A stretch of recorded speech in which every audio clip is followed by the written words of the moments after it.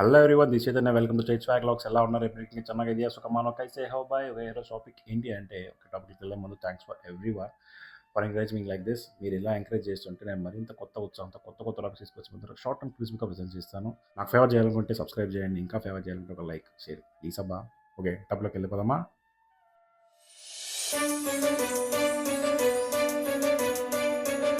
Okay, ఈరోజు topic ఏంటి అంటే, డొనాల్డ్ ట్రంప్ మావ Jan 21 సీట్ ఎక్కుతాడని చెప్పాను. సీట్ అంటే అదే అండి, ప్రెసిడెంట్ పదవి. సో ఈరోజు ఆ ప్రెసిడెంట్ పదవి ఎక్కి ఇనాగరల్ స్పీచ్ అయితే స్టార్ట్ చేశారు. సో ఈ స్పీచ్తో ప్రతి ఒక్కరికి స్వీట్ పంచినట్టు ఆయన షాక్ పంచుకుంటూ వచ్చాడు. అంటే బిజినెస్ మ్యాన్లకి, రేట్ చేసే వాళ్ళకి, పిల్లలకి అనే వాళ్ళకి, స్టూడెంట్స్కి, అక్కడున్న ఇమిగ్రెంట్స్కి, సో అందరికీ పంచిపెట్టాడు అనమాట షాక్స్. సో ఇదంతా ఇలా ఉండగా సోషల్ మీడియాలో కొన్ని పోస్ట్ అయితే చూశాను. అదేంటి అంటే, చాలామంది అక్కడ ఇమిగ్రేషన్ క్లియర్ అవ్వకుండా ఎయిర్పోర్ట్స్లో ఈరోజు బయట నిల్చుకోవడం చూశాను. ఆ నిల్చుకోవడం కాకుండా అక్కడి నుంచి తిరిగి వెళ్ళిపోవడం కూడా చూశాను. సో ఇది ఆల్రెడీ జరుగుతుంది. నేను మీకు ఆల్రెడీ మీకు లాస్ట్ వీడియోలో చెప్పాను. సో ఆ వీడియో లింక్ కూడా మీకు ఇందులో ఇస్తాను. సో ట్రంప్ మామ ఇనాగరల్ స్పీచ్ స్టార్ట్ చేయగానే చెప్పిన మాట ఏంటంటే, దేవుని వల్ల బతికి బయటపడ్డాను. సో బయటపడి ఇప్పుడు మళ్ళీ ప్రెసిడెంట్కి ఎన్నికయ్యి అమెరికాని ఇంకా గ్రేటెస్ట్ పొజిషన్లో తీసుకెళ్తారని చెప్పడం జరిగింది. సో ఇదంతా ఇలా ఉండగా ఆయన మళ్ళీ ఇంకో షాక్ ఇచ్చాడు. అదేంటంటే ఆల్మోస్ట్ 78 ఎగ్జిక్యూటివ్ ఆర్డర్స్ మీద, ఎగ్జిక్యూటివ్ యాక్షన్స్ మీద, కొన్ని మెమరాండాస్ మీద రద్దు విధించబోతున్నాడు. ఈ ఏవైతే ప్లాన్స్ కానీ, యాక్షన్స్ కానీ జో బైడెన్ గారి అడ్మినిస్ట్రేషన్లో నియమించబడ్డ ఉన్నాయో వాటన్నిటినీ కూడా ఆయన మార్చారు, కొన్ని రద్దు చేస్తున్నారు. ట్రంప్ మామ నియమించిన కొన్ని నిబంధనల గురించి తెలుసుకుందాం. ఫస్ట్ వన్ ఏంటి అంటే, ఇది మనకు చాలా బాధ పెట్టే విషయం. అదేంటంటే, ఎవరైతే మనకు యూఎస్లో 7th మంత్ 6th మంత్లో కాన్పు కోసం అక్కడికి వెళ్తారు చూసారా, అక్కడ కాన్పు చేసుకుని అక్కడ పుట్టే పిల్లలకి గ్రీన్ కార్డ్ తీసుకుంటారు. సో ఇప్పుడు ఆ వసతిని తీసేశారనమాట. ఎందుకంటే మోస్ట్ ఆఫ్ దెమ్, మీకు ఆల్రెడీ నేను కొన్ని సెన్సెస్ కూడా ఇచ్చాను ప్రీవియస్ వీడియోలో చూడండి. సో చాలామంది చాలా ప్రపోర్షన్స్ వరకు 7th మంత్ 8th మంత్లో అక్కడికి వెళ్ళి అక్కడ ప్రసవం చేసుకుని అక్కడ గ్రీన్ కార్డ్ తీసుకుంటున్నారు. సో అది రద్దు చేశారు. ఎవరెవరికి రద్దు అంటే, ఎవరైతే ఇలీగల్ ఇమిగ్రెంట్స్ ఉంటారో, అంటే ఎవరైతే ఇల్లీగల్గా చొరబడతారో వాళ్ళకి, ప్లస్ స్టూడెంట్ వీసా మీద వెళ్ళే అమ్మాయిలకి, విజిటర్ వీసా మీద కానీ, టూరిస్ట్ వీసా మీద కానీ వెళ్ళే ఈ గ్రీన్ కార్డ్ వాళ్ళ బేబీస్కి ఇచ్చే ఆప్షన్ తీసేశారనమాట. ఎగ్జిక్యూటివ్ ఆర్డర్ ఆయన రద్దు చేశాడు. అంటే రద్దు చేసిన రద్దు అయిపోతుందా? అలా కాదండి. సో దీన్ని మళ్ళీ ఏం చేశారంటే లీగల్ బార్డర్స్లో తీసుకెళ్తారనమాట. లీగల్ బార్డర్స్ అంటే కోర్టులో పెట్టి దీన్ని ప్రోస్ కాన్స్ రెండు డిస్కస్ చేసి దెన్ ఫైనలైజ్ చేస్తారు ఏం చేయాలనేది. ఈయన ఫస్ట్ రాగానే ఈ బర్త్ రైట్ సిటిజన్షిప్ మీద ఎందుకు పడ్డాడు అంటే, జనరల్గా చాలామంది వచ్చే ఇమిగ్రెంట్స్ ఈ ఏదైతే బర్త్ రైట్ ఉంటుందో దానికోసం అని చాలామంది వస్తున్నారు. ఎందుకంటే కూడా జనరల్గా ట్రావెల్ చేస్తున్నప్పుడు ఇండియా నుంచి వేరే అదర్ కంట్రీస్కి ట్రావెల్ చేస్తున్నప్పుడు ఎయిర్పోర్ట్స్లో అది మోస్ట్ ఆఫ్ దమ్ యూఎస్కి వెళ్ళే వాళ్ళు చాలామంది ప్రెగ్నెంట్ లేడీసే చూసాను అనమాట. తెలిసి ఈ రూల్ అయితే ఉందని, కానీ ఇంత సివియర్గా దీన్ని ఒక లూప్ హోల్లో తీసుకొని ఇంతమంది మిగ్రేట్ అవుతారని అనేది నేనైతే అనుకోలేదు. బట్ ఎనీహౌ, ఇప్పుడు ఆయన మైండ్లో ఏంటంటే, ఎవరైతే అక్కడికి వెళ్తున్నారో ఓన్లీ ఈ బేస్డ్ ఆన్ ఈ రూల్ మీదే చాలామంది అట్రాక్ట్ అయ్యి వస్తున్నారు యూఎస్కి అని చెప్పి ఆయన ఫీల్ అయ్యి ఈ ఫస్ట్ రాగానే ఈ బర్త్ రైట్ సిటిజన్ మీద పడ్డాడు. సో సెకండ్ థింగ్ ఏంటంటే, ఫెడరల్ గవర్నమెంట్ ఎంప్లాయీస్ ఎవరైతే ఉంటారో చాలామంది ఇప్పుడు ప్రస్తుతానికి కరోనా వచ్చినప్పటి నుంచి వర్క్ ఫ్రమ్ హోమ్ చేస్తున్నారు అనమాట. సో ఇంకా నుంచి వర్క్ ఫ్రమ్ హోమ్ చేయాల్సిన పని లేదు. సో ఖచ్చితంగా మీరంతా ఆఫీస్కి అటెండ్ అవ్వాలనేసి చాలా డ్యామ్ ష్యూర్గా, చాలా గట్టిగా ఎగ్జిక్యూటివ్ ఆర్డర్ పాస్ చేశారు. దీంతో పాటు ఇంకో స్టేట్మెంట్ ఇచ్చారు. అదేంటి అంటే, మీరు ఇన్ని రోజుల నుంచి వర్క్ ఫ్రమ్ హోమ్ చేశారు. సో మీరు ఆ వర్క్ ఫ్రమ్ హోమ్ చేయడం వల్ల మీరు దేశానికి ఏం కాంట్రిబ్యూట్ చేశారో నాకు తెలియదు. సో నేను ఫాలో అప్ కూడా చేయలేదు. సో ఇంకా నుంచి ఆఫీస్లో వచ్చి వర్క్ చేసి దేశానికి కాంట్రిబ్యూట్ చేద్దామని చెప్పారు. మూడవ కాంట్రవర్షియల్ టాపిక్ టచ్ చేశారు. అదేంటి అంటే, అమెరికా అంటే ఇంకా నుంచి ఓన్లీ మేల్ అండ్ ఫీమేల్, ఇంకా ఏ కేటగిరీ ఉండరని చెప్పాడు అనమాట. సో ఇది చాలా కాంట్రవర్షియల్. సో చూద్దాం ఏం జరుగుతుంది దీని మీద. దీని ఎందుకు కాంట్రవర్షియల్ అన్నానంటే, జో బైడెన్ గారు ఆయన అడ్మినిస్ట్రేషన్లో ట్రాన్స్జెండర్కి పెద్దపీఠం వేశారు. లైక్ కోర్ట్స్లో కానీ, లేదంటే ఫెడరల్ గవర్నమెంట్లో జాబ్స్ కానీ, సో వాట్ ఎవర్. సో ఇప్పుడు ఈ ట్రంప్ వచ్చి ఏం చెప్పాడంటే, ఉన్న మనుషులు మేల్ ఆర్ ఫీమేల్ అంతే. So third kind of gender అయితే లేదు. సో వాళ్ళకి ఏవైతే అడ్మినిస్ట్రేషన్లో పోస్ట్ కానీ, రోల్స్ అండ్ రెస్పాన్సిబిలిటీస్ ఇచ్చుంటారు కదా, సో అవన్నీ కూడా వాళ్ళు తిరిగి ఇచ్చేయాలనో లేదంటే తప్పుకోవాలనో చెప్పారనమాట. సో ఆయన ఇంకో రూల్ కూడా పెట్టారు. ఏదర్ మేల్ అన్న అవ్వు, లేదా ఫీమేల్ అన్న అవ్వు. లైక్ వాట్ ఎవర్ ఆపరేషన్ చేసుకుంటావు, లేదా నీ ఫీలింగ్స్ మార్చుకుంటావు, సో వాట్ ఎవర్. సో ఏదన్నా చేసుకొని ఒక జెండర్ గారా సో వచ్చి నీ రోల్స్ అండ్ రెస్పాన్సిబిలిటీస్ ఫిక్స్ చేసుకుంటున్నాడు. ఒకవేళ చేసుకోకపోతే అక్కడే వదిలేసి వెళ్ళిపోని చెప్తున్నాడు అనమాట. సో అందుకే దీన్ని కాంట్రవర్షియల్ అన్నాను. ఫోర్త్ కాంట్రవర్షియల్ టాపిక్ ఏంటి అంటే, WHO, world health organization. So ఈ వరల్డ్ హెల్త్ ఆర్గనైజేషన్ అనేది కరోనా టైంలో కావాల్సిన ప్రికాషన్స్ తీసుకోలేదనో, లేదంటే చైనాని గట్టిగా ప్రశ్నించలేదనో, సో చాలా కాంట్రవర్షియల్ టాపిక్స్ అయితే లేసాయి.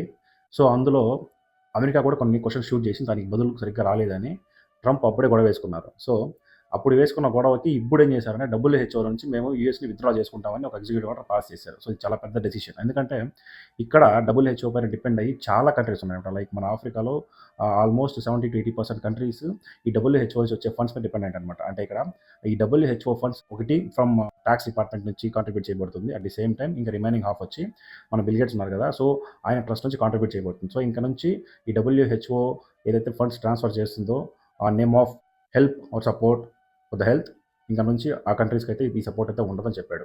సో ఫిఫ్త్ కాంట్రాక్ట్ టాపిక్ ఏంటి అంటే ప్యారిస్ క్లైమేట్ ట్రీటీ. సో ఈ ప్యారిస్ క్లైమేట్ ట్రీటీ నుంచి యుఎస్ విత్డ్రా చేసుకుంటుందని ఈరోజు ఆయన షాకింగ్ న్యూస్ చెప్పాడు అనమాట. సో ఫస్ట్ ఆఫ్ ఆల్ ఈ ప్యారిస్ క్లైమేట్ ట్రీటీ అంటే ఏదో చూద్దాం. ప్యారిస్ క్లైమేట్ ట్రీటీ అంటే ఏంటంటే 22 ఏప్రిల్ 2016లో ప్యారిస్లో గ్లోబల్ సర్ఫేస్ టెంపరేచర్ ఏదైతే ఉందో అది 1.5 డిగ్రీ సెంటిగ్రేడ్ మించి ఉండకూడదని. సో ఈ 1.5 డిగ్రీ సెంటిగ్రేడ్ ఎందుకు అంటే ఆల్ ఓవర్ ద వరల్డ్లో ఎమిట్ అయ్యే గ్రీన్ హౌసెస్ గ్యాసెస్ ఉంటాయి కదా, సో ఇవన్నీ కంట్రోల్ చేస్తే ఆటోమేటిక్గా ఈ సర్ఫేస్ యొక్క టెంపరేచర్ కూడా 1.5 డిగ్రీ సెంటిగ్రేడ్ లెవెల్లో మెయింటైన్ చేయొచ్చని. సో దీన్ని యునైటెడ్ నేషన్స్ హెడ్ క్వార్టర్స్ ఏదైతే ఉందో న్యూయార్క్లో 2016లో 22 ఏప్రిల్లో అగ్రిమెంట్ సైన్ చేశారనమాట. ఇందులో మేజర్గా గ్రీన్ హౌస్ గ్యాస్ ఎమిషన్స్ చేసేది China and US. So almost 40% of the green house gas across the world వీళ్ళే కాంట్రిబ్యూట్ చేస్తున్నారు. సో వీళ్ళిద్దరు దీంట్లో మేజర్ కాంట్రిబ్యూటర్స్ కాబట్టి వీళ్ళిద్దరి దగ్గర ఈ పర్టికులర్ ప్యారిస్ క్లైమేట్ ట్రీటీలో సిగ్నేచర్ పెట్టించుకున్నారు అనమాట. సో ఇప్పుడేం చేశారు, 2020లో ఆల్రెడీ ట్రంప్ గారు విత్డ్రా చేసుకున్నారు ఈ ప్యారిస్ క్లైమేట్ ట్రీటీ నుంచి. సో మళ్ళీ జో బైడెన్ గారు జాయిన్ అయ్యారు. సో మళ్ళీ 2025లో మళ్ళీ ట్రంప్ గారు వచ్చి విత్డ్రా చేసుకుంటున్నారు. పాయింట్ యాడ్ చేశారు, అదేంటి అంటే సో ఎటువంటి ప్రోగ్రెస్ లేని ఒక ప్రాజెక్ట్ అంటే మీరు ఈ లాస్ట్ 2024 మీరు hottest planet of the year అనేసి కూడా ఒక రికార్డ్ కొట్టిందనమాట. అంటే ఇంతవరకు ఇంత హాటెస్ట్గా అయితే సర్ఫేస్ లేదు. సో దీన్ని వల్ల అంటే ఈ ప్యారిస్ క్లైమేట్ ట్రీటీ వల్ల ఎటువంటి ఉపయోగం లేదని, సో దీనివల్ల వీరు కాంట్రిబ్యూట్ చేస్తున్న ఏదైతే ఫండ్స్ కానీ వాట్ ఎవర్, సో అదంతా కూడా వృధా అవుతుందని ఆయన భావించి సో ఈ పర్టికులర్ ప్యారిస్ క్లైమేట్ ట్రీటీ నుంచి విత్డ్రా చేసుకుంటారని చెప్పారనమాట.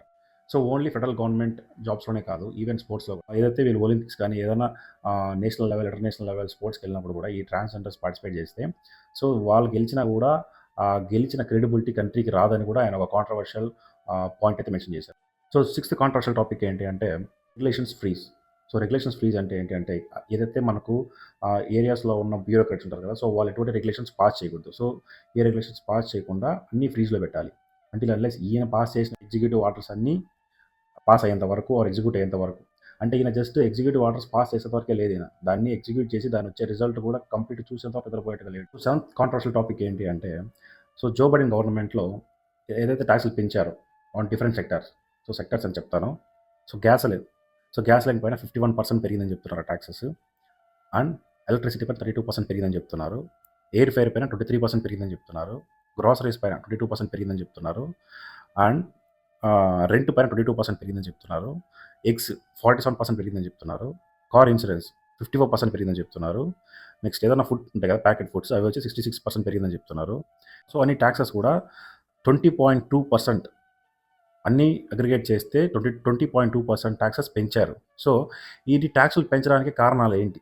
సో అక్కడ బ్యూరోక్రాట్స్ కానీ అక్కడ ఫెడరల్ గవర్నమెంట్ ఎంప్లాయీస్ కానీ సో వీళ్ళందరినీ కూడా ఆయన రీజన్స్ అడుగుతున్నాడు అనమాట. సో ఎందుకు పెంచాల్సి వచ్చింది, సో దానికి కావాల్సిన రీజన్స్ చెప్పి జస్టిఫై చేయండి అని చెప్పి ఆయన ఇంకొక కాంట్రవర్షియల్ టాపిక్ రేజ్ చేసి. సో ఎయిత్ కాంట్రవర్షియల్ టాపిక్ ఏంటి అంటే ఫ్రీడమ్ ఆఫ్ స్పీచ్. సో ఆయన మళ్ళీ దాన్ని రీయూనియన్ చేస్తుందని చెప్పాడు. సో ఎందుకు చెప్పాల్సి వచ్చింది? సో మీరు జో బైడెన్ గవర్నమెంట్లో చూసుకుంటే ఎలాన్ మస్క్ ఒక ట్వీట్ చేశారు.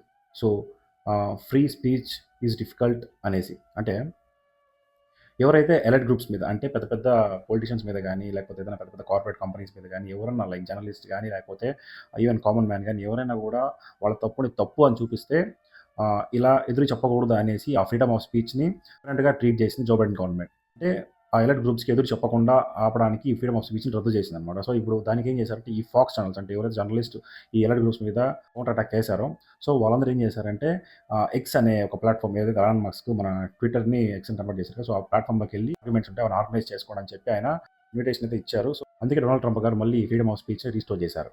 So next ninth controversial topic ఏంటి అంటే అక్కడ ఉన్న ప్రెస్ రిపోర్టర్ ఒక ఆయన ఈ గాజా అటాక్ గురించి కానీ ప్లస్ యుక్రెయిన్ రష్యా వార్ గురించి అడిగితే డొనాల్డ్ ట్రంప్ గారు ఒక ఆన్సర్ ఇచ్చారు. అదేంటంటే ఇది వాళ్ళ పర్సనల్ ఇష్యూస్ అంటే వాళ్ళ కంట్రీ ఇష్యూస్, సో అది వాళ్ళు రిసాల్వ్ చేసుకుని దానికి నేను ఆన్సర్ చెప్పనని చెప్పి చెప్పడం చాలా ఆశ్చర్యానికి లోన్ చేసింది.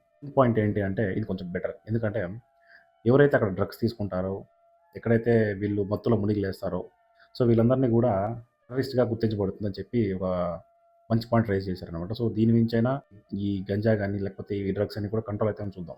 నా పర్సనల్ ఎక్స్‌పీరియన్స్ ఏంటి అంటే, నేను ఇట్లా లైక్ యూకే గాని, లైక్ వేరే కంట్రీస్‌కి వెళ్ళినప్పుడు కూడా, సో ఈ గంజా స్మెల్ అనేది రోడ్‌లో గొప్పన కొడతదండి. ఈవెన్ మనమైతే నార్మల్‌గా కూడా వాక్ చేయలేం. లేడీస్ అసలు వాక్ చేయలేదు.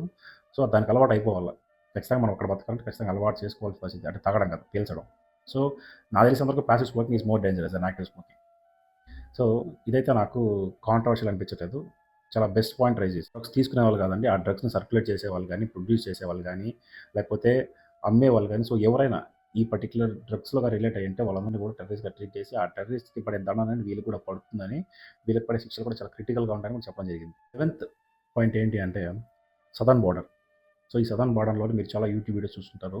పెద్ద పెద్ద వాల్స్ ఉంటాయి. పెద్ద పెద్ద ఫెన్సింగ్ ఉంటది. ఆ ఫెన్సింగ్‌లో కూడా దూరి ఇల్లీగల్‌గా ఇమిగ్రెంట్స్ లోపలికి వస్తుంటారనమాట. సో ఈ వీడియోస్ అన్ని మనం చూస్తుంటాం యూట్యూబ్‌లో. సో ఇప్పుడేం చేశారంటే ఈ పర్టిక్యులర్ సదర్న్ బార్డర్ ఏదైతే ఉందో దాన్ని స్ట్రెంథెన్ చేయాలని చాలా స్ట్రెస్ చేసి మరీ చెప్పారనమాట. దీన్ని బట్టి అర్థమైంది ఏంటంటే ఈయన ఇమిగ్రెంట్స్ మీద ఉక్కుపాదం వేశారు. పాయింట్ ఏంటి అంటే ఈ ఫెడరల్ గవర్నమెంట్ ఎంప్లాయీస్ కానీ, లేకపోతే ఇంకేదైనా జాబ్స్ కానీ, లేకపోతే ఇంకేదైనా స్టూడెంట్ సీట్స్ కానీ, సో వాటెవర్ సో ఇవన్నీ కూడా మెరిట్ బేస్ మీద రావాలి. రికమెండేషన్స్‌తో ఉండకూడదని స్ట్రెస్ చేసి మరీ చెప్పారు.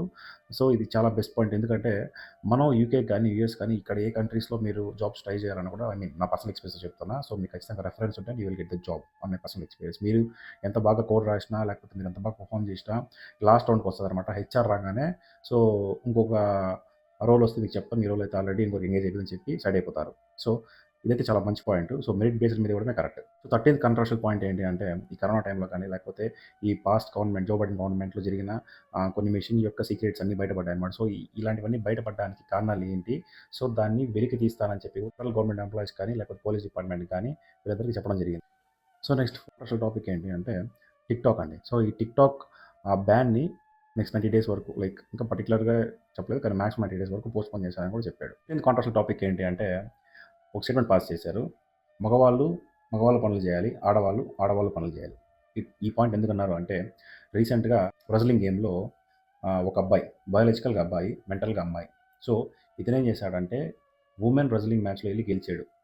సో గెలిచి మెడల్ తీసుకున్నాడు. సో దీన్ని ఆయన ఖండించాడనమాట. అంటే మేల్స్ అంటే మగవాళ్ళు ఆడే గేమ్స్ మగవాళ్ళు ఆడాలి. ఆడవాళ్ళు ఆడే గేమ్స్ ఆడవాళ్ళు ఆడాలి. సో ఇందులో ఆ వ్యక్తి బయాలజికల్‌గా ఎలా ఉంటారో సో ఆ కోవకు చెందిన గేమ్సే ఆడాలి అని చెప్తున్నారు.